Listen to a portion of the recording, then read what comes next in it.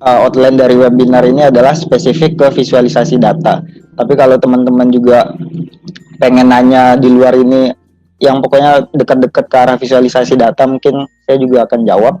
Dan juga pertanyaan lain mungkin yang masih bisa saya jawab juga bakalan saya jawab. Jadi di webinar kali ini kalau teman-teman ada pertanyaan silahkan ditanya langsung aja ya. Di sini mungkin kita lebih ke sharing aja ya. Dan ini saya akan sharing berdasarkan pengalaman saya membuat visualisasi data itu sendiri. Oke, selanjutnya mungkin tak kenal maka tak sayang ya. Maka saya akan perkenalkan diri dulu. Perkenalkan, nama saya Irza Iksanul Anasya. Background pendidikan saya itu sekolah tinggi ilmu statistik. Jadi emang mayor dari mata kuliah saya itu statistik. Nah, untuk pengalaman kerja sendiri, pengalaman kerja saya udah lebih dari 4 tahun ya. Jadi emang dari semua perusahaan yang saya masukin itu, saya emang bekerja di bidang data itu dan hampir semuanya membutuhkan visualisasi. Untuk pengalaman, saya pernah bekerja sebagai pegawai negeri sipil juga sebenarnya di Badan Pusat Statistik. Saya pernah menjadi konsultan di Spire dan saya juga pernah bekerja di startup. Kalau teman-teman pernah dengar Lalali dan Paper.id. Nah, sekarang saya bekerja di salah satu multinational company ya, yaitu Home Credit Indonesia. Jadi di semua perusahaan itu emang rata-rata mereka membutuhkan data dan mereka merupakan data driven company gitu. Jadi emang untuk perusahaan ini visualisasi itu sangat penting ya. Jadi kalau untuk di Home Credit sekarang ini saya sebagai risk analyst, itu pekerjaan saya kurang lebih itu ngontrol risk setiap pengguna yang ada di Home Credit ini. Karena pengguna dari berbagai macam background kan, jadi kita harus ngontrol tuh kalau risknya udah terlalu tinggi atau terlalu rendah. Dan untuk melihat itu dengan lebih jelas ya tentu kita di Home Credit sendiri juga menggunakan visualisasi tools. Jadi untuk Home Credit ini visualization toolsnya ada 2 yang digunakan, yaitu Power BI dan Tableau. Jadi yang paling utama digunakan adalah 2 itu. Oke, selanjutnya mungkin kita akan langsung aja masuk ke outline di webinar kali ini ya. Bang Irza, motong sebentar. Untuk slide-nya belum jalan, Bang. Oh, itu belum jalan ya? Iya. Nah, oke. Ini jalan? Udah. Sebentar, berarti tadi belum jalan ya? Iya. Oke. Ya mungkin ini yang background tadi ya. Oke, jadi langsung aja masuk di outline di webinar kali ini. Yang pertama itu why data visualization is important gitu. Nah, karena teman-teman sendiri udah tahu juga kan data itu is the new oil. Jadi emang hampir semua perusahaan itu baik yang konvensional ataupun yang udah nggak konvensional itu semuanya udah mulai mengumpulkan data gitu.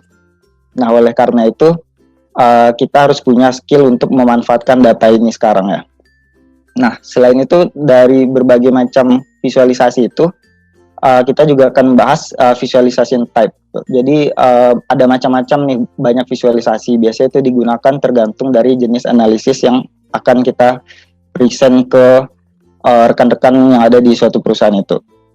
Nah, selanjutnya outline-nya itu juga how to improve your data visualization. Jadi mungkin teman-teman udah paham kan terkait visualisasi ini biasa bar chart, scatter plot dan lain-lainnya. Nah, itu kan sebenarnya bisa diimprove dengan lebih bagus lagi ya, sehingga orang jadi lebih cepat mengerti tuh apa yang pesan yang ingin kita sampaikan di visualisasi itu gitu. Nah, jadi kita akan bahas 3 poin ini ya. Dan saya berharap teman-teman itu bakalan dapat gambaran terkait jenis visualisasi yang bakalan teman-teman gunakan ke depannya. Karena apapun background teman-teman itu pasti akan bertemu dengan visualisasi ini. Jadi bisa aja teman-teman itu yang membuat visualisasinya, bisa aja itu dibikin oleh rekan dari teman-teman sendiri. Nah, sebelum kita masuk ke outline yang pertama, jadi di sini saya ingin ngejelasin dulu ya apa itu data visualisasi.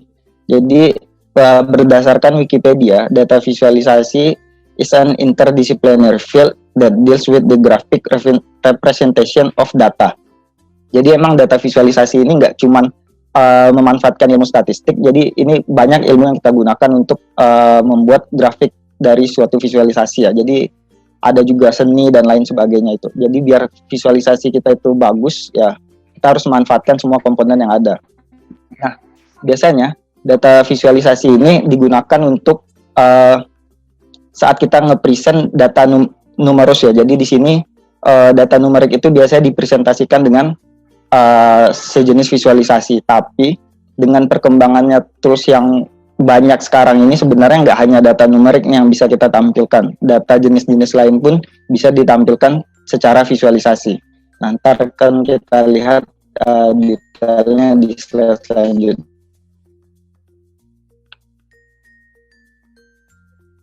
Oke, yang pertama nih, kenapa sih data visualisasi itu important?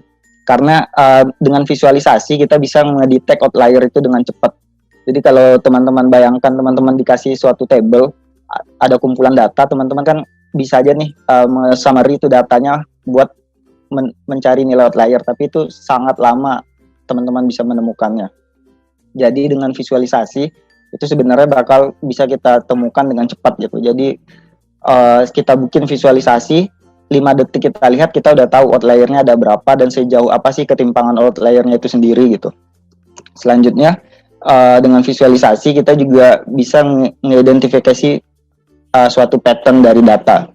Jadi saat kita menerima data dalam bentuk skala waktu, itu kan pasti ada pola-pola tertentu tuh. Kalau dari skala waktu tertentu bisa aja nih kalau skala waktunya dalam rentang tahun terkait pengeluaran penduduk Indonesia, pasti di saat Natal ataupun di saat Lebaran Idul Fitri itu pengeluarannya akan tinggi. Nah, pola-pola seperti itu disebut dengan mengidentifikasi tren.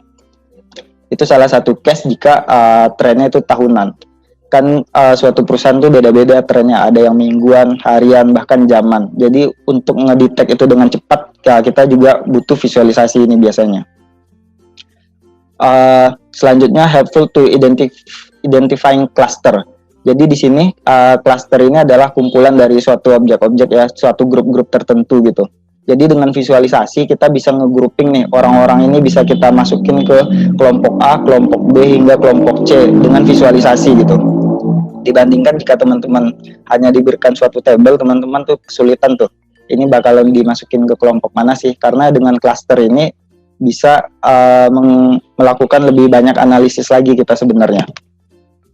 Nah, selain itu, dia juga bisa berguna untuk evaluasi model output. Jadi kalau teman-teman sering mendengar istilah machine learning, data science, itu kan mereka membuat suatu model. Jadi buat mengevaluasi model itu, dia biasanya juga menggunakan visualisasi. Jadi di titik mana sih modelnya ini miss jauh dengan data aslinya gitu, itu biasanya juga menggunakan visualisasi. Dan yang paling umum, yang paling sering digunakan, yaitu adalah buat nge-present result ya. Jadi kalau teman-teman ngebuat suatu analisis, biasanya kan kita nge-present itu ke rekan-rekan kantor yang lainnya itu menggunakan visualisasi ya. Nah, jadi ini sehingga tuh orang-orang atau audiens yang ngeliat visualisasi kita tuh dia bakalan mengerti dengan cepat gitu biasanya.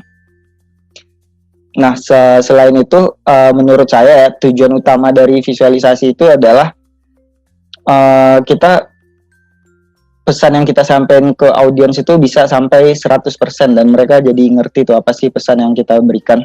Karena tujuan dari visualisasi itu emang memudahkan hasil analisis kita karena statistik itu kompleks kan. Nah, jadi biar orang tuh bisa ngerti dengan cepat, nah biasanya kita menggunakan visualisasi ini.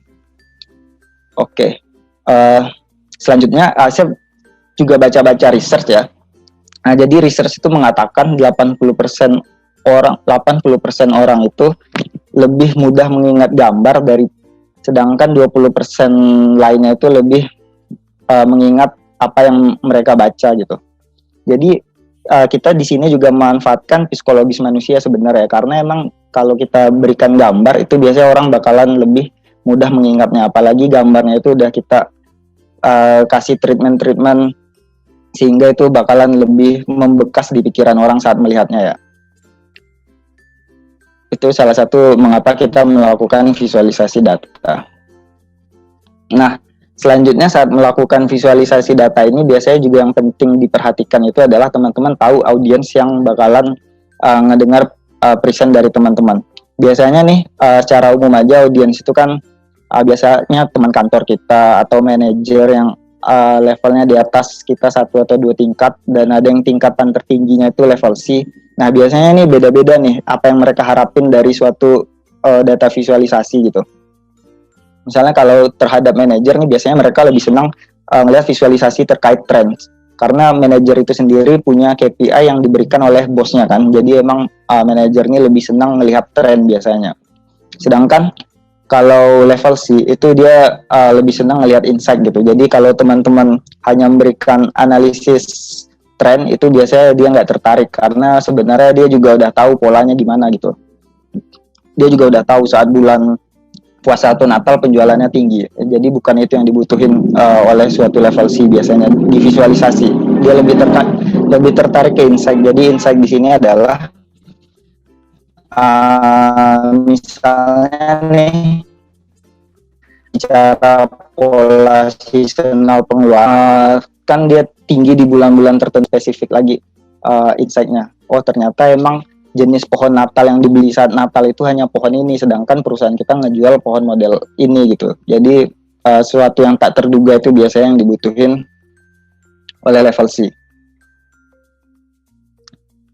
Nah, selanjutnya kita masuk ke outline yang kedua, yaitu tipe-tipe dari visualisasi ya.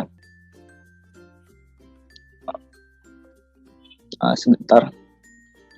Visualisasi itu sebenarnya ada banyak nih tipenya. Menurut saya tuh penggunaannya itu tergantung dari jenis analisis yang akan kita gunakan. Jadi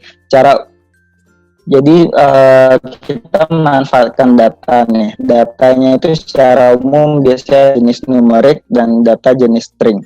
Data jenis numerik ini mungkin teman-teman udah tahu ya, itu data dalam bentuk angka, misalnya 1 sampai 1000 dan sekian. Sedangkan string ini dia dalam bentuk karakter nih, misalkan nama atau jenis kelamin. Nah, string ini sebenarnya juga banyak modelnya, tapi kita anggap ini bukan data angka, itu kita masukin ke string aja semuanya ya. Jadi karena string ini sebenarnya data kategori itu juga masuk string. Bedanya dia ada tingkatannya nih.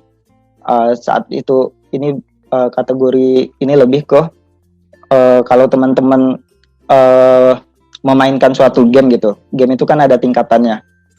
Easy, medium, hard. Nah, itu bisa disebut data kategori. Sedangkan kalau string biasa itu dia nggak ada hubungannya tuh, seperti jenis kelamin, perempuan dan laki-laki. Jadi perbedaannya nggak ada.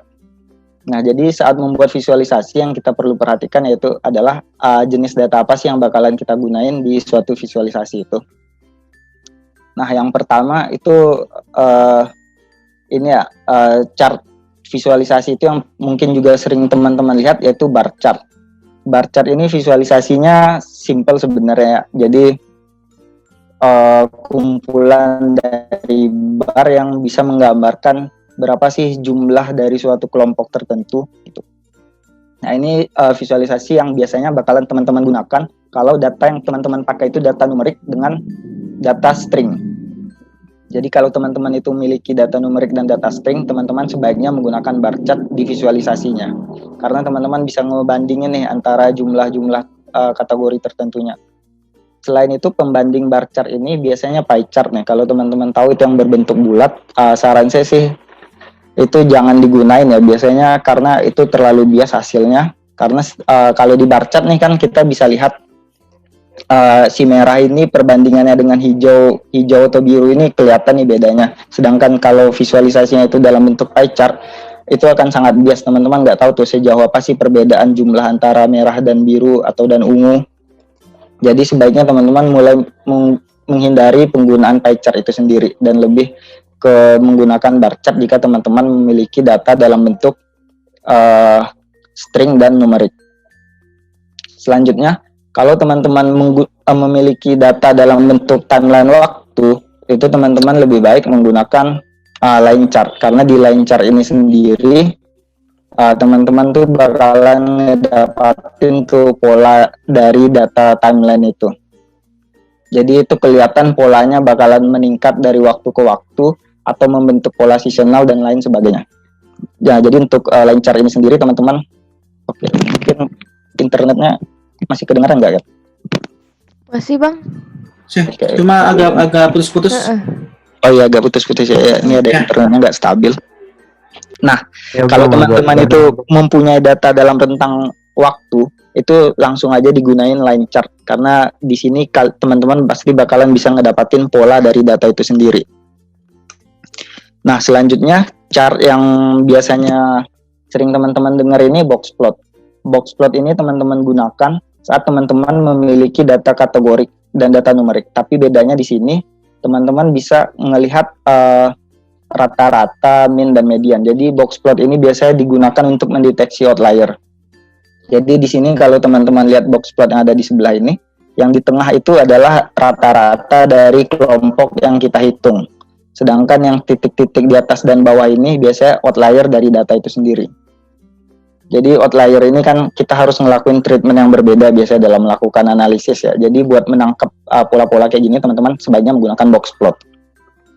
Dan box plot ini hanya bisa bekerja saat data yang teman-teman gunakan itu data kategori ya, seperti ini kan ada kategorinya di bawah ada berapa, dan di dalamnya ini data numerik. Itu box plot itu paling bagus digunakan saat seperti itu ya.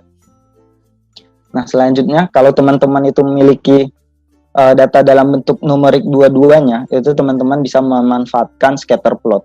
Jadi di scatter plot ini teman-teman tuh bakalan melihat tuh hubungannya antara sumbu X dengan sumbu Y. Nah, di sini sebenarnya scatternya masih standar aja nih. Tapi sebenarnya ini masih bisa kita improve lebih, yaitu dengan menambahkan warna di lingkarannya, size, ukuran, dan lain sebagainya. Tapi intinya saat data yang kita gunakan itu adalah data jenis numerik dua-duanya, teman-teman bagusnya sih menggunakan scatter plot ini, karena teman-teman pasti bakal dapat insight yang nggak terduga biasanya dari scatter plot yang teman-teman bikin itu sendiri. Nah, itu jenis-jenis visualisasi secara umum ya. Ada lagi sih, tapi yang lainnya ini buat tingkatan yang advance menurut saya, karena itu kita gunakan dari jenis analisis yang biasa kita kerjakan. Jadi misalnya nih, saya kasih case ntar di outline yang selanjutnya ya. Nah, di sini nih saya akan ngasih case-nya di sini. Di sini kita bicara terkait gimana sih mengimprove suatu visualisasi gitu. Jadi kuncinya mengimprove visualisasi itu teman-teman kan tadi tahu kita menggunakan bar chart, scatter plot, line chart, dan lain sebagainya itu secara umum. Tapi di situ kita harus menambahkan human sense element itu, jadi kayak sejenis warna, size, ukuran, dan lain-lain sebagainya itu biar visualisasi kita itu lebih menarik. Jadi efeknya itu bakalan sangat berbeda banget. Nah, contohnya nih di case kayak gini nih, kan ini teman-teman tahu nih bar chartnya kondisinya kayak gimana. Tapi kalau teman-teman itu diminta mengurutkan dari yang paling besar sampai yang kecil, mungkin teman-teman butuhkan waktu 10 detik tuh buat mengidentifikasi itu. Nah, sebenarnya dengan mengurutin suatu bar chart itu juga mengimprove hasil dari visualisasi yang kita bikin. Jadi standarnya kayak gitu ya. Nah, coba teman-teman bandingkan dengan yang visualisasi sebelumnya jika teman-teman disuruh mengurutin. Jadi dari hasil visualisasi ini apa sih yang paling besar dan paling kecil? Mungkin teman-teman menghabiskan waktu semenit tuh kalau dengan visualisasi sebelumnya. Nah, kalau di sini kalau teman-teman udah ngurutin aja itu mungkin waktunya cuma 5 detik nih, karena kita tinggal baca aja kan kolom-kolom apa sih yang paling rendah dan paling tinggi gitu. Nah, ini dengan mengurutkan suatu data ya. Kita mengimprove visualisasi itu dengan mengurutkan datanya. Nah, selanjutnya kita juga bisa mengimprove itu menggunakan warna. Jadi di sini contohnya nih, teman-teman tuh misalnya diberikan data acak. Nah, dari data acak ini teman-teman diminta nih misalnya, ada berapa sih data yang angkanya 5 tuh di dalam sana. Kalau dengan kondisi yang kayak gini nih, teman-teman juga bakalan ngabisin waktu banyak nih. Mungkin bisa sampai setengah jam kalau datanya banyak banget. Kan ini kebetulan datanya nggak terlalu banyak nih. Tapi kalau teman-teman tuh udah ngasih aja tuh warna pembeda di suatu analisis itu, orang bakalan bisa ngerjainnya tuh dengan lebih cepat. Nah, kayak gini mungkin cuma jadi 5 detik nih, karena teman-teman tinggal ngitung yang warna merahnya aja. Jadi pemanfaatan warna itu sebenarnya sangat berpengaruh dalam suatu analisis. Dalam suatu visualisasi maksudnya ya. Nah, selanjutnya pemanfaatan skala dalam suatu analisis nih. Jadi di sini nih, kalau saya kasih suatu visualisasi kayak gini ke teman-teman nih, teman-teman pasti akan menganggap Mr. John sama Mr. Smith ini perbedaannya jauh banget. Jadi sebenarnya di sini kita cuma memanipulasi skalanya itu. Jadi kalau teman-teman perhatikan, itu sebenarnya cuma dari 73 ke 74,4. Jadi kalau ini skalanya kita perlebar sampai 100, sebenarnya ini nggak ada perbedaan sih antara Mr. John dan Mr. Smith. Nah, disinilah manfaatin visualisasi dari data itu. Jadi kalau ada kondisi teman-teman yang data kayak gini nih, teman-teman harus lihat juga dulu ke skalanya nih. Jadi teman-teman bisa narik kesimpulan. Emang sejauh itu sih perbedaan skor antara Mr. John dan Mr. Smith. Itu juga bisa dimanfaatin di graphic lines ya. Jadi yang kayak gini nih sebenarnya ini kalau skalanya dinormalin atau diperbesar itu grafiknya ini bisa lurus aja nih sebenarnya. Tapi karena kita udah nyempitin skalanya jadi kelihatan kayak ini antara tahun 2000 ke 2005 ke 2011 jauh nih. Padahal di sini kita cuma manfaatin skala yang ada di suatu grafik. Nah, ini salah satu teknik juga mengimprove visualisasi ya. Nah, selain itu visualisasi ini kan sebenarnya toolsnya ada banyak. Nah, teman-teman mungkin biasanya seringnya menggunakan Excel atau apa, mungkin saya nggak tahu ya. Itu jenis tool visualisasi yang namanya Tableau, itu bisa mengimprove visualisasi teman-teman yang jauh di luar dugaan teman-teman. Kayak yang ini contohnya, ini adalah penggunaan Tableau. Seperti yang saya bilang sebelumnya, sebenarnya analisis itu, visualisasi itu kita bentuk tergantung dari analisis yang bakalan kita gunain. Di sini, analisis yang digunainnya itu adalah funnel analysis. Jadi visualisasi untuk funnel itu kurang lebih seperti corong ini. Jadi funnel ini ibaratnya aktivitas suatu orang dalam menginput ID misalnya nih. Jadi saat dia daftar itu ada 125.000 orang, tapi yang mengisi data diri ternyata drop nih 41.000. Selanjutnya dari yang mengisi data diri itu yang sampai selesai 13.000. Nah, ini jenis visualisasi yang berbeda dengan yang kita bahas sebelumnya, tapi ini visualisasi karena jenis analisisnya ini funnel itu gitu. Jadi ibaratnya ini tingkatannya dari level pertama sampai ke level terakhir ada berapa sih drop orang itu. Jadi ini sejenis analisis yang bisa saya bilang di luar dari bar atau grafik yang sebelumnya ya. Dan ini bisa dibuat di Tableau sebenarnya. Karena menurut saya di Excel sendiri bisa dibuat tapi insight-nya kurang dapat gitu karena gambarnya kelihatan sedikit kaku. Nah, sedangkan kalau teman-teman membuat visualisasi untuk level advance, teman-teman tentu butuh tools yang lebih bagus lagi ya. Nah, ini contoh penggunaan Tableau di suatu visualisasi. Selain itu, kalau teman-teman sering ngelakuin analisis, ada tuh istilah analisis itu namanya cohort analysis. Nah, cohort analysis ini polanya itu adalah gimana sih user itu dari waktu ke waktu terhadap aplikasi atau toko kita gitu. Jadi misalnya di week pertama itu total usernya ada 306. Kita pengen ngelihat tuh di week ke-12 itu dari 306 sisa berapa. Nah, di sini sisanya 0,47 orang. Jadi saat teman-teman berhadapan dengan data seperti ini, kan teman-teman nggak bisa tuh ngegunain line chart, bar chart, atau box plot dan lain sebagainya. Nah, makanya teman-teman itu butuh tools yang lebih bagus buat menghasilkan suatu visualisasi. Nah, ini contohnya kalau teman-teman dihadapkan dengan cohort analysis ini, kira-kira visualisasinya kayak gini nih. Dan menurut saya yang bisa mengcover jenis visualisasi kayak gini yaitu Tableau. Jadi emang buat visualisasi itu buat level advance-nya teman-teman harus menguasai juga tools yang lebih advance. Nah, jadi itu kira-kira pemanfaatan jenis visualisasi menurut saya. Nah, sebelum saya tutup webinar ini, mungkin saya mau kasih ini dulu ya, quote ya, karena ini quote dari Fred R. Barnard, a picture is worth 10,000 words. Jadi emang satu gambar itu bisa menceritakan sangat banyak cerita sebenarnya. Nah, jadi itu aja sih sedikit insight dari saya terkait visualisasi, dan mungkin kalau teman-teman ada masalah visualisasi atau apa, teman-teman bisa cerita dan sharing di webinar ini. Ya, terima kasih. Saya kembalikan ke moderator. Oke, makasih banyak Bang Irza. Selanjutnya kita akan masuk ke sesi tanya jawab ya. Pertanyaan yang masuk nanti kita akan bacakan. Tapi sebelum ke sesi tanya jawab Bang Irza, biasanya kita ada sesi foto.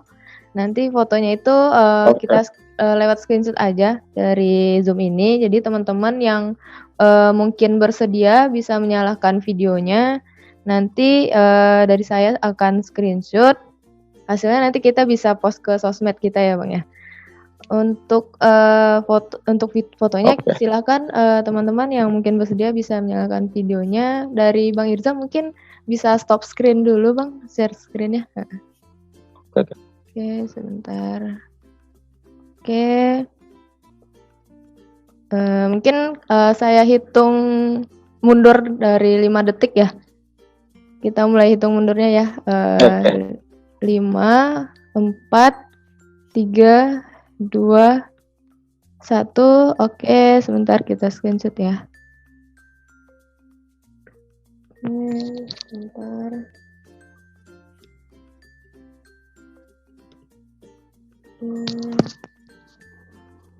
Sekali lagi, sebentar ya.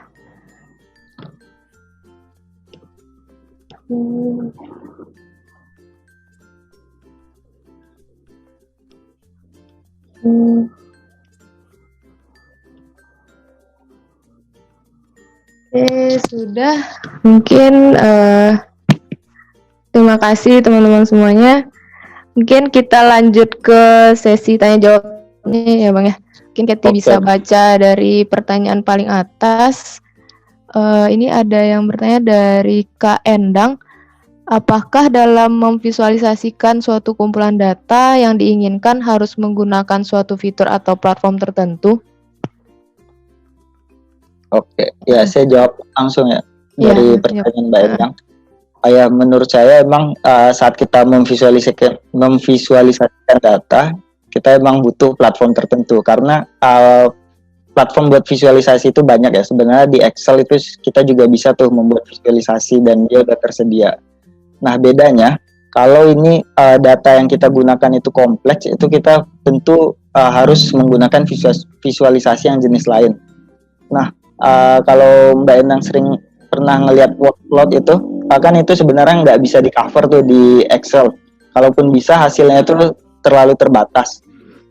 Nah, itulah biasanya kita menggunakan tools-tools lain untuk menghasilkan visualisasi yang cocok dengan data yang kita miliki. Dan biasanya itu tergantung dari kompleksitas analisis yang kita kerjain. Oke, berarti itu ya Bang ya untuk fiturnya. Pasti butuh fitur atau platform. Oke, selanjutnya dari Kak Ahmad. Masih bingung mencari metode visualisasi yang tepat jika kita punya data tertentu. Bagaimana panduan memilih metode visualisasi data terhadap beragam jenis data yang ada? Jadi masih bingung cari metode visualisasi yang tepat gitu Bang. Nah, mungkin yang perlu diimprove itu dari jenis bar atau line chart-nya ya. Jadi kan Mas Ahmad ini udah tahu nih kalau Mas Ahmad tuh dapat datanya dalam rentang waktu atau data numerik dan numerik itu kan udah ada pilihannya nih. Mas Ahmad udah bisa nih nentuin, oke, ini bakalan pakai line chart dan ini bakalan pakai scatter plot. Nah, yang perlu diimprove itu yaitu paling Mas Ahmad tambah nih variabel tambahan yang bisa memberikan insight di data itu. Jadi misalnya nih kalau di scatter plot itu kan cuman X dan Y, terus ada titik-titik tuh di dalamnya. Nah, itu bisa diimprove dengan pemberian warna nih di kategori tambahan. Jadi warna merah ini saat kondisi data A dan warna biru ini saat kondisi data B. Nah, itu kan udah berbeda nih scatter plotnya, dan itu masih bisa diimprove lagi dengan size. Jadi misalnya yang merah ini kondisi data A dengan ukuran yang segini, size-nya akan lebih besar dan lebih kecil gitu. Selain itu juga bisa ditambah garis-garis linear sehingga hasil visualisasinya itu lebih tajam aja menurut saya. Jadi yang intinya sih yang kayak tadi tuh, kita udah tahu nih datanya dalam jenis numerik, jenis kategorik, atau apa sih kombinasinya. Nah, itu udah ada pilihannya visualisasi yang kita gunain. Oke, berarti harus tahu datanya ini jenisnya apa dulu gitu ya Bang ya? Kategorik apa, numeriknya baru dipilih visualisasi Ya. tipenya ya. Selanjutnya kita tinggal improve aja tuh visualisasinya dengan teknik-teknik yang tadi saya sebutin. Oke.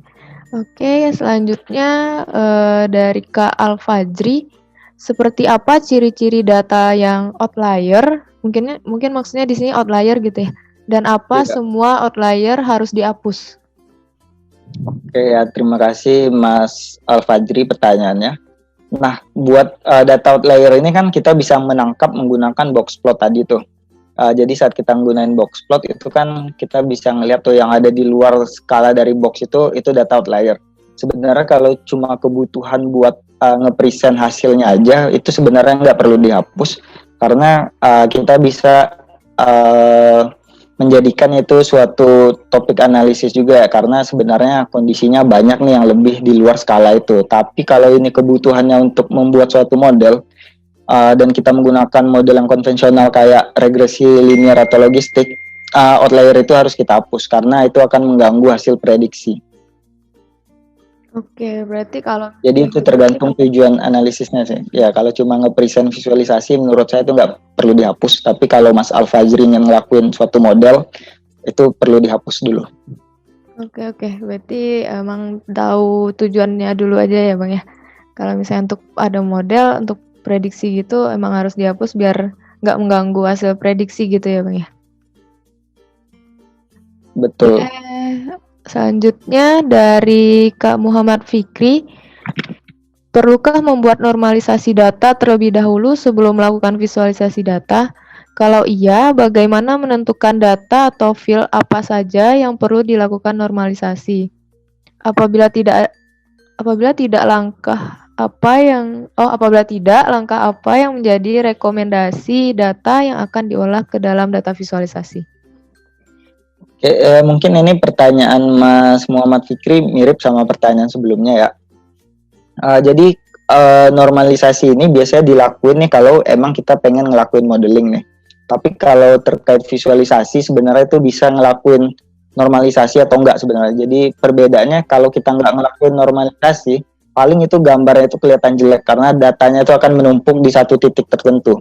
Jadi kita tetap bisa ngelakuin visualisasi nih tanpa normalisasi, tapi datanya itu visualisasinya kelihatan jelek aja karena dia menumpuk di titik tertentu sedangkan titik lainnya itu kosong, nggak ada apa-apa. Kalau kita udah ngelakuin normalisasi maka penyebaran datanya itu akan lebih merata biasanya.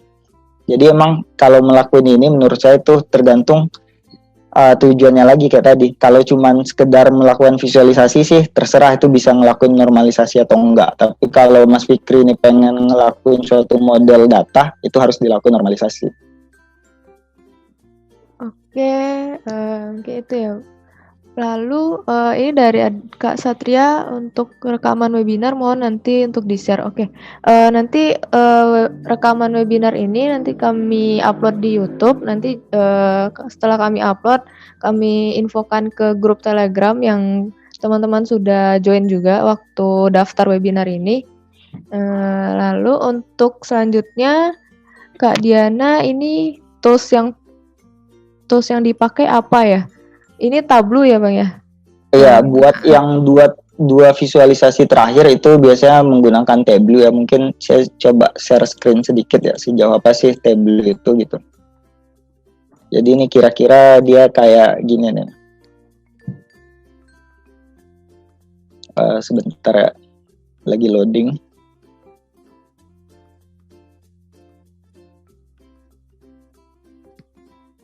Oke, tunggu. Share screen.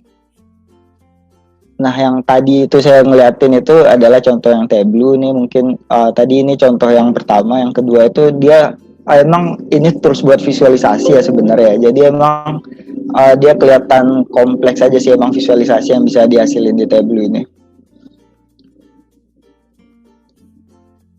Nah, jadi yang tadi itu sama yang ini nih penggunanya menggunakan Tableau ini.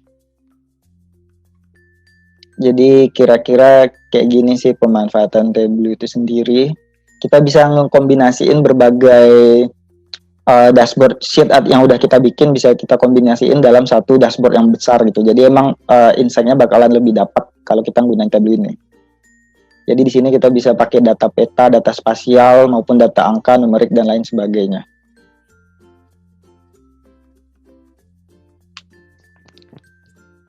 Oke, berarti untuk Kak Diana ini toolsnya Tableau ya Kak. Lalu dari Kak Fikri, apa saja tips mudah untuk bisa cepat menguasai data visual? Ada tipsnya nggak Bang untuk bisa cepat menguasai visualisasi data? Kalau kita menguasai cepat itu ya mungkin Mas Fikri bisa coba buat suatu visualisasi dan Mas Fikri saat ngelihatin visualisasinya itu ke orang atau rekan Mas Fikri, dia ngerti nih apa sih maksud dari visualisasi Mas Fikri gitu.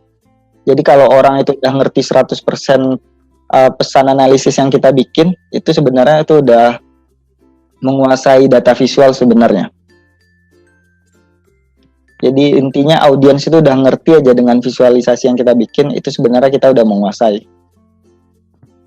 Oke, berarti harus lepas dari jelek bagusnya visualisasinya, asalkan dia udah ngerti, berarti itu udah bagus sih menurut saya gitu. Oke, tahu untuk siapa visualisasi data ini dulu deh Bang, usernya siapa ya? Iya, asal. Ya. Oke, selanjutnya dari Kak Imam Syafi'i ya. Assalamualaikum, waalaikumsalam. Saya ingin bertanya untuk belajar Tableau itu harus dimulai dari mana dulu ya Kak? Terima kasih. Untuk belajar ya mungkin memang langsung dicoba ngedownload aplikasinya langsung dan itu kita harus coba langsung sih fungsi-fungsinya itu. Jadi kalau cuman ngebaca atau nonton YouTube itu biasanya kita nggak dapet nih. Karena kita emang harus praktek sih buat belajar visualisasi itu gitu. Oke, berarti bisa langsung terjun prakteknya ya Bang, biasa biar ini. Yep. Oke, selanjutnya dari Kak Rohmat, untuk data visual ini integrate Tableau bisa real time. Lalu dan kalau dari Bang Irza sendiri data warehouse-nya pakai apa gitu? Ya, emang Tableau ini bisa real time ya Mas. Jadi emang tools visualisasi yang real time itu kayak Tableau dan Power BI biasanya itu real time tergantung kita set. Emang dia pengen kita tampilin setiap detik, setiap jam atau setiap hari. Jadi emang itu terbatas dari settingan kita sendiri. Dan kalau saya sendiri nih, mungkin ini yang dipakai perusahaan saya data warehouse-nya ya. Di perusahaan saya itu pakainya Oracle gitu, tapi buat Tableau itu sendiri dia bisa connect ke berbagai data source gitu. Kalau Masnya pakai AWS atau GCP Google BigQuery itu sebenarnya dia juga bisa connect, dan tools-tools lainnya pun dia juga bisa connect. Jadi emang ini tools buat mantau visualisasi dengan menggunakan dashboard Tableau ini sendiri.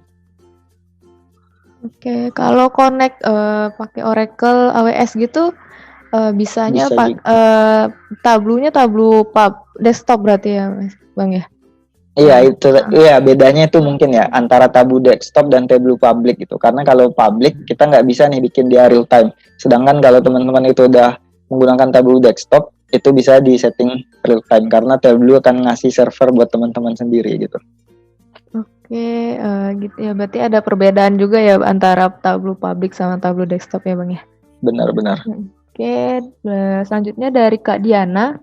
Assalamualaikum, waalaikumsalam. Mau bertanya tahapan-tahapan untuk visualisasi apa aja ya? Terima kasih. Mungkin ini kalau tahapan ya, mungkin apa dulu ini yang pengen kita visualisasikan gitu. Jadi kita dikasih case dulu nih. Tolong lihatin penjualan 5 bulan terakhir nih. Kalau kita udah tahu yang pengen dilihat itu cuma 5 bulan terakhir, kita tinggal kasih aja line chart dari penjualan dari waktu ke waktu. Nah, tapi kalau case-nya ini kenapa sih penjualan kita 5 bulan terakhir turun? Nah, ini case-nya kan berbeda. Nah, ini baru kita cari tahu lagi kenapa sih di titik-titik turunnya itu kita butuh data tambahan. Jadi emang tahapan dalam membuat visualisasi itu tahu dulu goals dari visualisasinya itu seperti apa. Oke, selanjutnya dari Kak Ali, bagaimana cara visualisasi data dalam boxplot agar mudah diinterpretasikan bagi pembaca? Ya Mas Ali, terkait boxplot ini emang visualisasinya lebih statistik sebenarnya.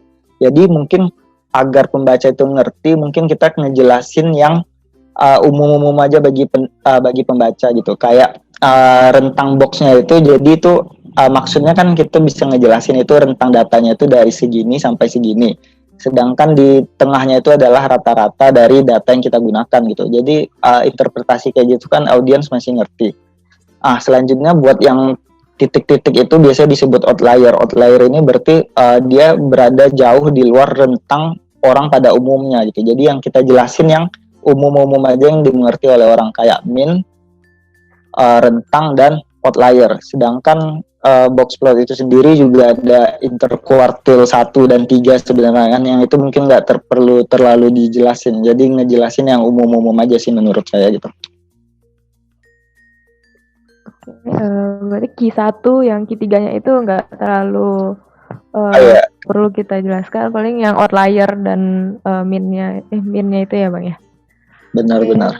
Gitu. Untuk selanjutnya dari Kak Endang, untuk melakukan visualisasi mungkin bisa kita lakukan sesuai keinginan. Yang sulit adalah bagaimana cara agar yang membaca visualisasi itu dan mudah menganalisis tindak lanjutnya. Butuh data angka atau tabel dari tampilan visualisasi tersebut. Mungkin ini lanjutannya kali ya Bang ini. Kalau datanya dari Excel, apakah bisa disinkronkan visualisasinya dengan Tableau? Lalu ajari contohnya gitu Bang. Data Excel itu bisa sinkron visualisasi dengan Tableau, sama dari Kak Endang minta dicontohin gitu Bang. Ini kepotong kayaknya itunya ya. Jadi mungkin biar orang ngerti itu kan kita perlu menambahkan ini sebenarnya. Tadi yang saya bilang ini. Kan kita udah ngebuat nih suatu bar chart atau scatter plot. Nah, yang perlu kita tambahkan kan sebenarnya di situ seni-seni human sense elemen yang saya kasih sebelumnya, kayak warna dan lain sebagainya. Nah, itu sebenarnya bisa membuat orang jadi lebih ngerti dengan cepat. Nah, kalau untuk prakteknya nih, saya coba screen dulu ya. Jadi saya kurang nangkep maksud sinkronkan ini. Mungkin di sini saya coba praktek dengan data Excel aja ya langsung ya. Nah, jadi misalnya di sini nih. Di sini kan saya menggunakan Tableau Public. Jadi dia emang bisa langsung ngebaca data Excel. Jadi di sini misalnya kita pakai data ini. Sebentar ya, saya cari datanya dulu. Oke, datanya bukan dalam CSV sih di sini, jadi ya mungkin mirip-mirip sih dengan R sebenarnya, dengan Excel. Nah, si Tableau ini kelihatan kan share screen-nya? Kelihatan Bang. Nah ya, jadi di sini sebenarnya kita bisa join nih. Ini misalnya sheet-sheet yang ada di Excel. Jadi kalau memang sheet-sheetnya ini ada unit yang sama, itu sebenarnya kita bisa hubungkan nih di si Tableau. Ini contohnya karena saya nggak tahu data detailnya ya. Jadi kalau misalnya ada yang sama nih, mungkin di sini ada customer ID dan customer ID. Nah, dia bisa dikonekin sebenarnya. Jadi emang Tableau ini nge-cover buat sinkron menggunakan Excel juga. Nah, selanjutnya kita tinggal membuat visualisasinya aja sih di Tableau-nya itu. Ya, kira-kira seperti itu sih. Nah, pilihannya itu ada banyak juga kan di Tableau. Jadi ini emang tergantung case kita lagi pengen ngebuat grafik terkait apa nih dulu. Bar atau lain sebagainya gitu. Mungkin ini data nggak sinkron ya. Jadi ya ini pemanfaatan Tableau menggunakan Excel by Endang. Oke, berarti emang bisa ya Bang ya, dari Excel emang bisa langsung sinkron ke Tableau-nya. Lalu untuk selanjutnya dari Kak Ferdian, Mas mau bertanya, apakah untuk jadi sebagai data analis diperlukan pemahaman algoritma bahasa pemrograman seperti Python dan lain-lain? Sedangkan apa benar mekanisme di Tableau hanya berdasarkan drag and drop saja, Mas? Oke. Mungkin saya jawab yang pertama dulu ya. Untuk menjadi data analis diperlukan pemahaman pemrograman itu perlu saat emang data yang kita olah itu kita nggak bisa olah lagi di Excel gitu, karena kita tahu kalau di Excel itu maksimal data itu cuma 2 juta baris. Jadi kalau lebih dari 2 juta kita harus pakai tools pemrograman kan, kayak R dan Python biasanya yang familiar. Nah di situ tentu kita harus tahu algoritma pemrograman itu sendiri gitu. Nah sedangkan di Tableau itu benar drag and drop, itu kalau teman-teman cuma membuat visualisasi yang simple gitu. Sebenarnya di Tableau itu juga ada rumus-rumus algoritma kalau visualisasinya itu bakalan lebih kompleks. Jadi saya coba share screen lagi ya. Jadi dia nggak terbatas cuma drag and drop ini aja, kita bisa ngekalkulate nih yang rumus-rumus algoritma atau matematikan yang agak kompleks gitu. Jadi di sini ada autocorrectnya juga. Jadi emang banyak banget nih kalau teman-teman tanya terkait Tableau ini, jadi nggak cuma drag and drop. Jadi ini kalau dikombinasiin bisa menghasilin cohort yang saya sampaikan sebelumnya itu. Karena buat membuat cohort itu kita butuh calculation field-nya ini. Kita harus tahu tuh rumus dalam pembentukan cohort itu gimana.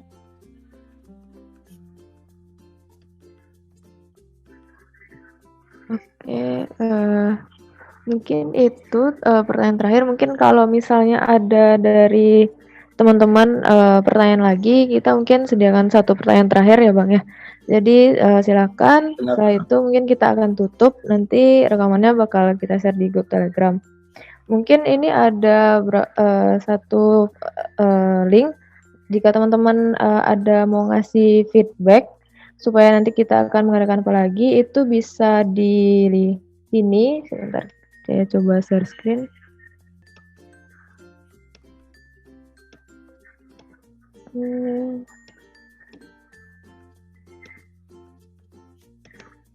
Di sini link feedbacknya. Jadi teman-teman yang mungkin mau kasih masukan berikutnya mau kita adakan sharing apa lagi, bisa isi di form ini bit.ly/feedback webinar data visual.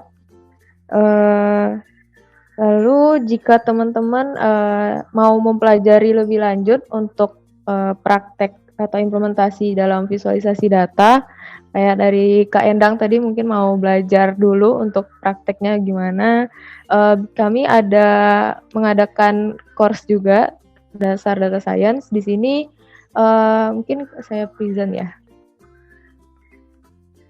Nah, mungkin di sini jika teman-teman mau mempelajari lebih lanjut untuk implementasi atau praktek visualisasi datanya, di sini dari kami mengadakan bekerjasama dengan Bang Irza membuat pelatihan dengan nama dasar data science. Di sini ada modul, salah satunya itu analisis dan visualisasi data menggunakan Tableau.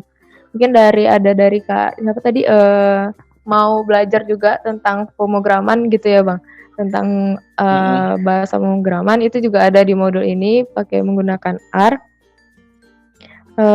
Lalu jika teman-teman tertarik itu bisa daftar di sini linknya bit.ly Nusantek Course DS.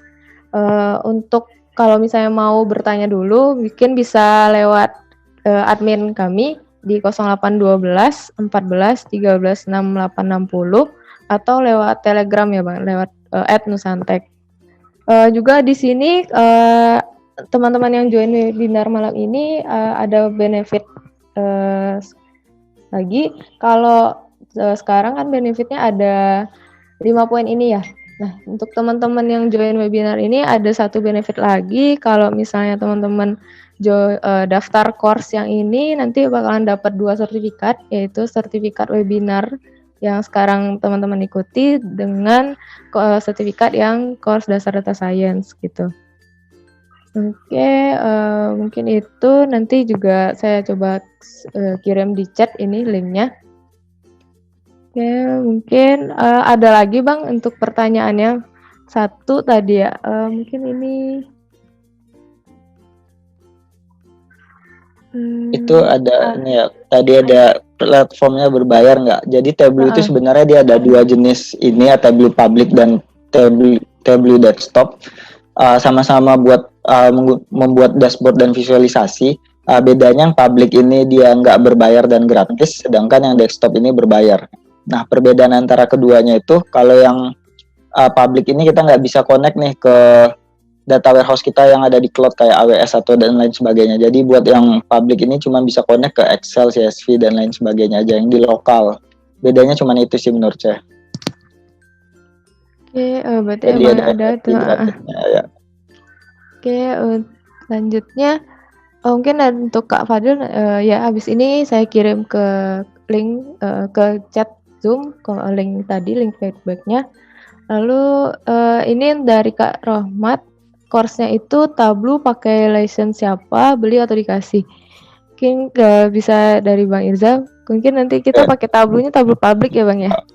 Tableau public, ya kita buat kursnya Tableau public. Jadi emang nggak pakai yang desktopnya itu. Jadi nggak perlu license gitu Mas. Mungkin untuk Kak Rohmat tadi ini Kak Fadil ya, Fadli ya. Ini untuk link feedbacknya sudah ada di chat Zoom. Lalu ini untuk teman-teman yang mungkin tertarik untuk daftar ke course kita tadi, bisa di link ini.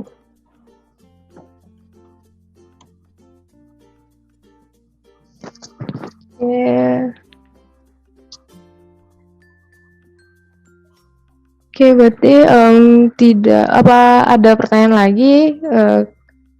Kayaknya udah nggak ada pertanyaan lagi ya Bang ya? Iya. Mungkin itu pertanyaan terakhir tadi dari Kak Rohmat. Mungkin kalau misalnya dari teman-teman mau tanya-tanya lagi nanti bisa lewat LinkedIn atau chat ke email gitu ya Bang, ke Bang Irza. Sempat juga di-share tadi di slide-nya ya. Mungkin minta izin juga nanti untuk slide-nya apa boleh kita coba share juga ke peserta mungkin yang mau baca-baca lagi Bang? Boleh. Oke, jadi saya ingatkan lagi mungkin untuk teman-teman yang mau kasih masukan untuk kita Nusantara Academy, sharing apa lagi gitu bisa mengisi link form feedbacknya di link yang tadi, sama kalau teman-teman tertarik untuk course kita, mengikuti course kita bisa daftar di course bit.ly/nusantek.ds. Kami juga lagi ada benefit tambahan kalau misalnya teman-teman daftar sekarang itu dapat sertifikat untuk webinar ini gitu. Ini dari Kak Al-Fajri, terima kasih ilmunya ya, sama-sama Kak Al-Fajri. Kak Ahmad juga, Idham, wah Tableau mantap juga ya, baru tahu saya. Terima kasih Mbak Iza dan juga Nusantek. Oke, sama-sama Kak Idham. Mungkin itu dulu dari webinar malam ini ya Bang ya. Mungkin dari Bang Irza bisa ditutup Bang. Oh ya, mungkin saya pengen ucapin terima kasih aja sama teman-teman yang udah ngikutin dari awal sampai akhir ya. Mungkin kalau teman-teman emang pengen tertarik belajar Tableau ya langsung dicoba prakteknya aja, karena emang Tableau ini sangat bermanfaat sih, khususnya kalau teman-teman yang sering bersinggungan dengan data, menurut saya itu sangat bermanfaat. Jadi ya terima kasih, sampai ketemu lagi. Jadi kalau ada pertanyaan jangan ragu, tanya saya aja di LinkedIn biasanya. Oke, makasih banyak Bang Irza. Jadi harapannya teman-teman nggak sekedar tahu tentang visualisasi data itu apa, kenapa visualisasi data itu penting, tapi juga mungkin teman-teman kalau misalnya emang mau mempelajari lebih dalam, lagi gimana implementasi atau praktiknya bisa ikut dari course data science kita itu ya. Mungkin itu aja dari kami ucapkan terima kasih banyak untuk teman-teman, terima kasih banyak juga untuk Bang Irza yang mau sharing di webinar kali ini. Terima kasih juga teman-teman untuk waktunya sudah mau mendengarkan. Terima kasih. Wassalamualaikum warahmatullahi wabarakatuh. Selamat malam teman-teman. Ya, selamat malam semua. Terima kasih Mas. Terima kasih. Assalamualaikum. Assalamualaikum.